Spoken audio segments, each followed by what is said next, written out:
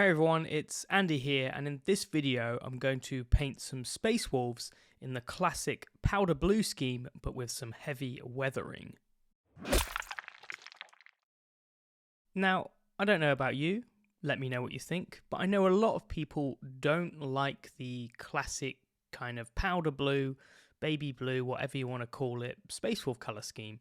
Now for me, I have a lot of nostalgia around it, and I absolutely love the second edition Space Wolves and this look, so I'm a big fan. I really love the Heresy scheme where it's just a muted grey. I kind of love both. When painting for armies, I like to do a lot of weathering. I think it looks really cool and gritty, and when I've done projects like my Sons of Horus, World Eaters, and some Imperial Fists, I think the weathering really mutes the colours and just changes the overall feel to it. So I wondered if doing this classic kind of blue, but with a lot of weathering, it would be more to my taste, so that's what I want to try today. I spend most of my time painting things for competitions like Golden Demon. Recently, I did videos over on our Patreon, including this Cities of Sigmar diorama, and I just finished Fuegan, and painting these kind of projects is my passion and I love it, but it is quite intense to try and paint every millimeter of the model as best you can. So it's really nice for me to try and do some relaxing painting and do stuff that I would have on a tabletop level. So if you're interested in army painting, that's kind of my approach in this video, is how would I do an army of Space Wolves. When the new Terminators came out, I did this video where I painted a new Terminator and an old metal Blood Angel, and for some reason it got way more views than our channel normally gets, so I thought for fun I'll do that again. I'll paint an old Space Wolf and I'll do a thumbnail and we'll just see. I doubt it's going to do the same as it did before, because that was kind of crazy, but I just thought it'd be kind of fun to do that side by side shot again. It is really nice to look at. I had this old box of Wolf God Terminators I got secondhand on eBay.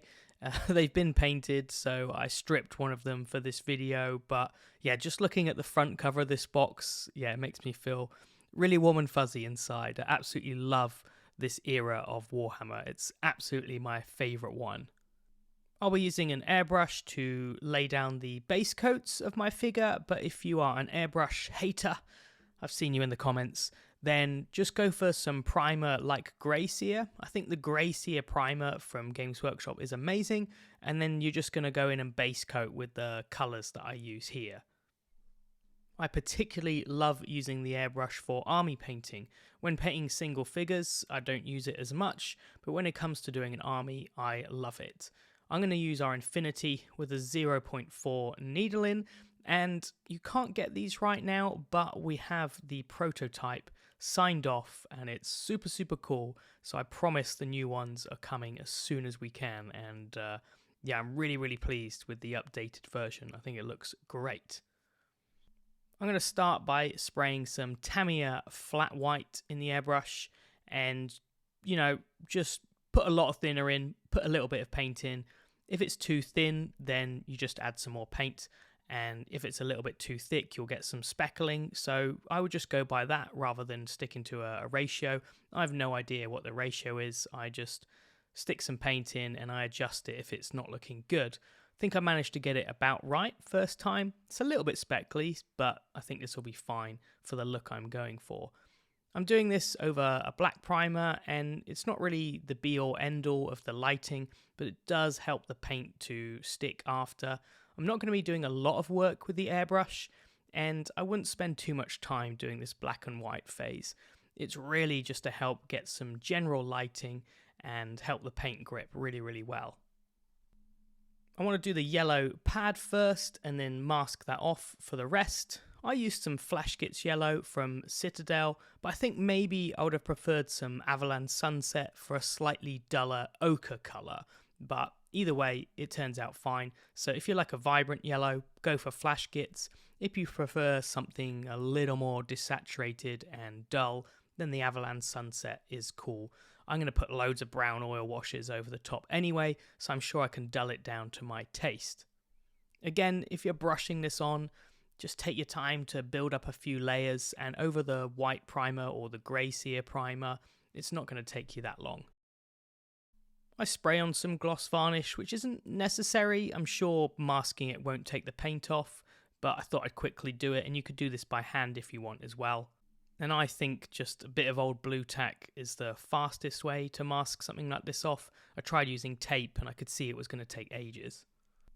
I wondered for a while about what colour to use, and in the end I went for something I've never tried before, and that's Fenrisian Grey. So this is kind of the official colour, and I thought this would be the best one to use because, yeah, it would be a fair comparison of seeing how heavily weathering it changed the look of it. And do you know what? Yeah, I definitely think this was the right paint. I find the Citadel paints airbrush really nicely. I was thinking about doing a scale 75 paint like Bering Blue. That's a really nice colour as well, but they just don't airbrush nicely, whereas the Citadel ones I can get to airbrush really, really easily. You can see it's going over really well over that pre-highlight. I diluted it a fair amount just so I didn't get speckling and it was quite smooth, and I would say it took me 3 coats with the airbrush to get it absolutely spot on. But this is really, really fast, and this is the main reason I love the airbrush for army painting. I did some shading by adding Skavenblight Dinge, and this was just a slightly warmer grey than obviously the very blue grey we've used, so having a little bit of temperature contrast is going to look nicer, I think. So basically you've got a blue grey in the highlights and a slightly brown grey in the shadows, just makes it a little more interesting in my eyes. If you're doing this by hand, you could glaze it subtly, you could wash it, or you could just leave it flat blue and, you know, just do the weathering and things like that. But with the airbrush, you know, I just quickly spray any of the parts that are facing down, anything I think is going to be a shadow. I made a few mistakes, you know, sprayed some bits accidentally and made some bits a little bit too dark, so I went back to the Fenrisian Grey. I keep wanting to call it Space Wolf Grey, but I guess they couldn't trademark that one. But anyway, I went back in and just kind of blended that in, and I'm just spraying from above this time, just correcting any of my mistakes. But honestly, I really like this colour already, so I'm enjoying it and having a good time. So with the main colours done, that's the airbrush finished, and I can just peel this blue tack. You can see it comes off easily, and I do think the gloss varnish probably helps with that. And there we have a wonderful blue base coat and a nice clean yellow, so really, really good start. And yeah, I haven't painted a Space Wolf for a long time.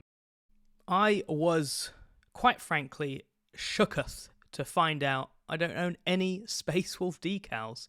And then I found out that you don't get any Space Wolf transfers in the new Space Marine sheet. So normally I would gloss up the model, which is what I'm doing here, and put the transfers on as early as I can so we can build up the weathering over the top of the transfers.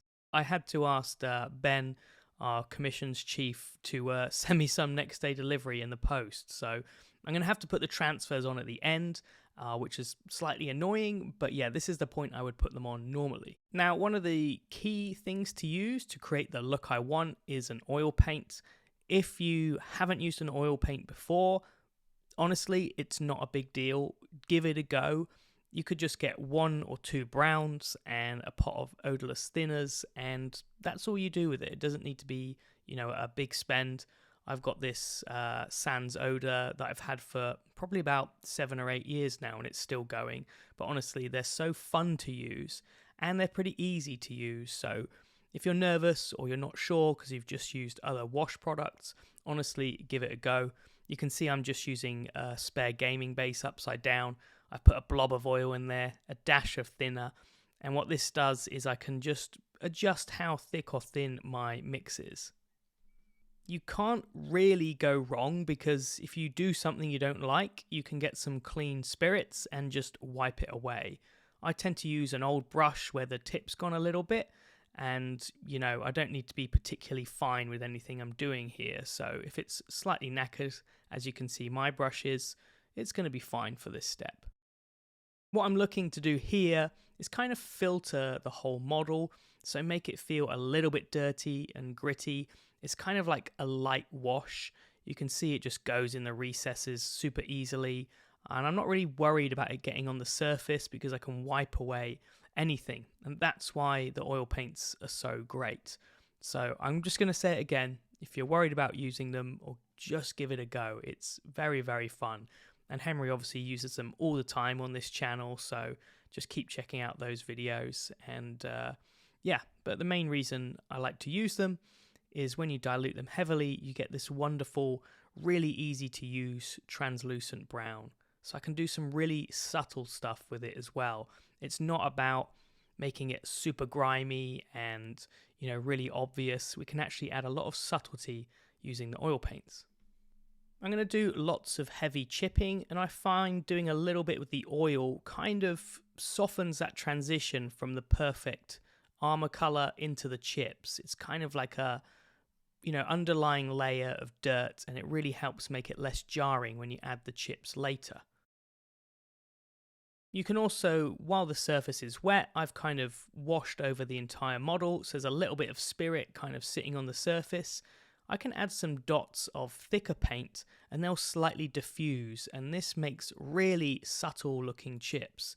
And you can see I had this really big part on the ankle, and it was, you know, you could say it's a mistake, it's too much, and how easily I just wipe that away. Then I can just do really tiny little dots, surface marks, and you can kind of play around with this. You know, I just put loads of dots on here quickly, and any of them I don't like, I can just wipe away. You can just clean the brush with a tissue, wipe it off, or you can grab some clean spirits. Yeah, it's super fun. The thing I like about this is there are so many advantages.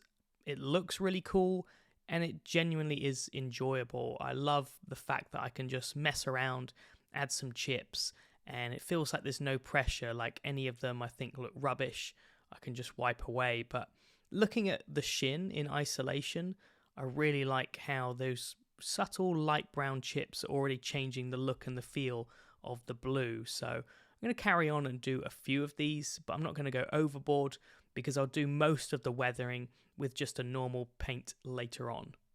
I kind of just smash a few dots here on the fist just to really show you how, you know, versatile, easy, and no pressure they are. And I just kind of wipe them away. This is a good way to do drips on things like the side of a tank. Yeah, that's my sales pitch for oil paints. I think I've said enough on those. After the oil paints are dry, I gave the model a coat of ultra matte varnish from AK. And I specifically like this look because if it's ultra matte, it really dulls the colors down. You know, it kind of kills the vibrancy because it is so matte. And in this case, that's what I want. If you want more vibrant colors, like you're doing a red that you really want to pop, then I would say don't use this varnish. But it's a specific look that I really, really like when wanting to make this more military model-esque kind of aesthetic. What I like to do at this point is kind of get all the base coats done. I like to make mistakes at this point, and you get a real feel for how the model's going to look. So a lot of the parts I'm going to base coat in black. There are a few things that there's no point doing it black than another color, such as the crux terminatus. So I started with some Stormvermin Fur, and the idea with this is the same as the shading on the armor. I want that warmer grey just to contrast with the blue grey, but it's not like a crazy contrast. For the skulls and bones and also any bits of fur, I went with some AK warm grey, and this is slightly less yellow than something like Ushabti bone, and I think it provides a more natural looking colour for the bones and skulls. For the eyes, I used AK light orange, and because it's so pale, you know, the orange is going to go on nicely, so I like to start with the lightest colour in the lenses, and later down the line I'm going to wash those with red, but it's nice to start with this bright orange. The black is the most labour intensive, boring part, probably of the whole paint job, to be honest, and I dilute it a little bit more on things like the vents here, because obviously it will be darker in the recesses, and it will kind of highlight those vents, and I won't need to do much with it. I think that's absolutely fine to leave it as is, and I use slightly thicker paint for things like the bolt gun, where I don't want to highlight it at all, I just want a nice strong black. But this is really good, this diluted one, for things like the ribbing in between the legs and all of that stuff. For the wings on the chest, I went for bronze from Pro Acryl, really nice paint to use. Could have gone for the old school yellow, but I quite like the bronze on this part. For the purity seal, I used a Khorne Red, and I wanted to use this because it's slightly colder. I didn't want a really warm red that kind of stands out, and this worked absolutely grand. I also took this same paint and I diluted it a little bit more, and I kind of did a controlled wash around the eyes. So I want to leave a thin band of that orange, but kind of line around it with the red.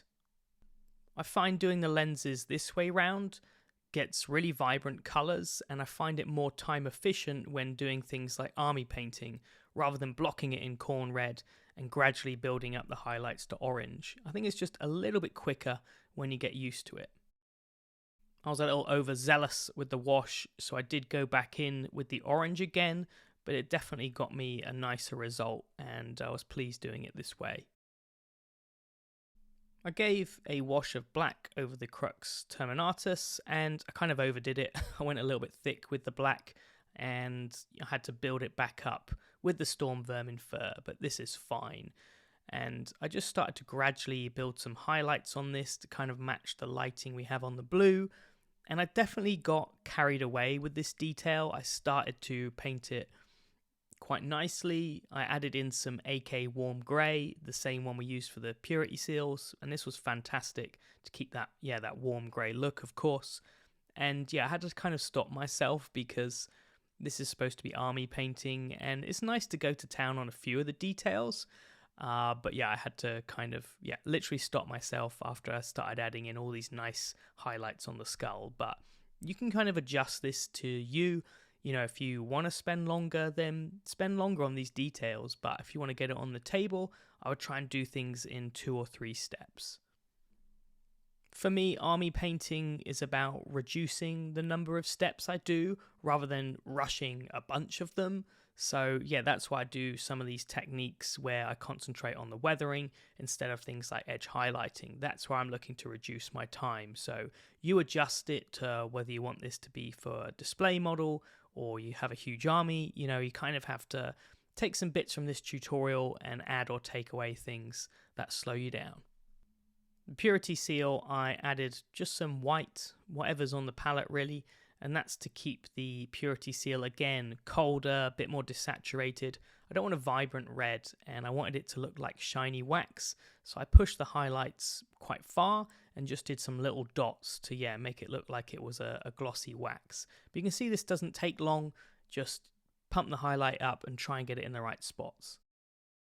I took some Scale Colour Artist Burnt Umber, and this is an acrylic paint, but it is kind of like an oil paint, and it's fantastic for washing. We're going to use it for battle damage, but at this point I diluted it heavily, and I washed all the skulls, purity seal, all the wolf pelts with it.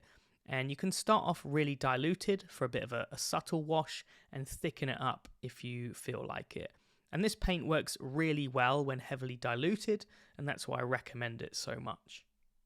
I then re-highlighted any skulls with some warm grey, but I did put a little bit of burnt umber in the mix this time, as it was a little bit too bright after the wash. But you can see, quite quickly, a base coat, a wash, and a re-highlight, that classic kind of way of painting. I think it is really effective, and it absolutely works for army painting. For the bronze metallics, I just gave it a little bit of a verdigris wash, and I'm not sure, maybe I should have just shaded this with brown. I really wanted to do the verdigris because I really like the look of it. I think I rushed it, to be honest. I should have been a bit more careful trying to get it into specific spots. But yeah, if you like the verdigris look, then go for that. But if you want it to just be brown shading, I would recommend using Rhinox Hide or even the burnt umber we just had on the palette. But yeah, down to you which look you prefer. The next step for me is the most important, and it's adding the chips and the battle damage. If you want more on this, then I would recommend watching my Sons of Horus Dreadnought video.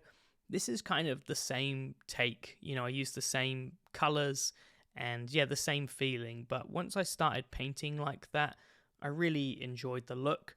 I used to edge highlight everything, and I felt pressure that you kind of had to do this, But now I know that I really like it when there's no edge highlights at all, and instead I focus on doing quite light colors like this, and so the battle damage shows up really nicely, and I focus on just wearing out those edges.